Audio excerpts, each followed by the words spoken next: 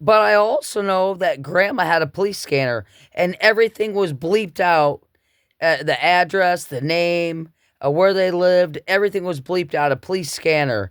But a lot of people had one. It was basically just a gossip thing, because as soon as somebody's a relative, everybody's listening in that local town of the police scanner, and everything's bleeped out.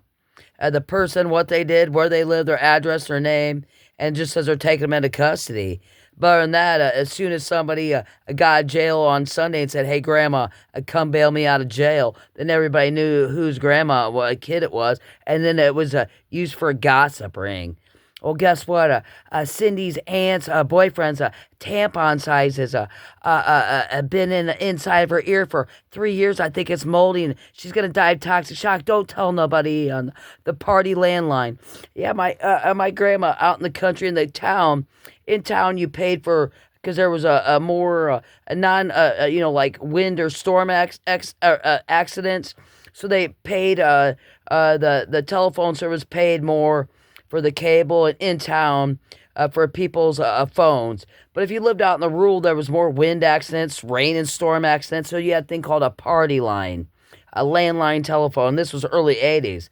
If you lived out in the county road rural, you might have a thunder, rainstorm, or a tree fall on the power lines.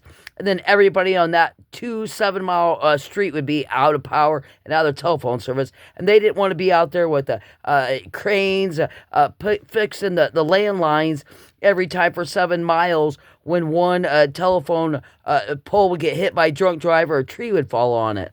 So out in the country, they spent less money to fix those fuckers, like Birmingham, but anyway, Alabama. But anyway, so they had this thing called a party line. And if you lived out in the country, you had privacy because you weren't uptown getting robbed at the local ATM or the bank. But you also had a party line for however long your road was.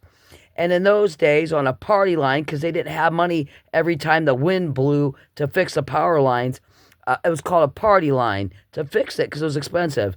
So if your neighbor 5 miles down the street was on that one telephone line by the radio and the things the AM/FM radio telephone poles provide, a shit and bird on a wire, right? A bird sitting on the wire pooping but not getting electrocuted. If you picked up your phone on your 7 or however mile your county road was, you could hear the neighbor talking to a doctor or a cop or a relative, and you could eavesdrop. And if you held your breath, she wouldn't hear you pick up your receiver, and you could gossip, listen to her gossip. If she was talking to a doctor, you knew what her tampons. You just couldn't breathe. If you breathed, she would hear you, or but you were supposed to on a party line.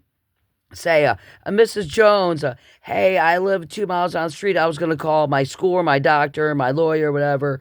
When are you going to be off the phone? She'd be like, well, I'm talking to Aunt Betty about her tampon size. I'll be off the phone in 15 or 20 minutes.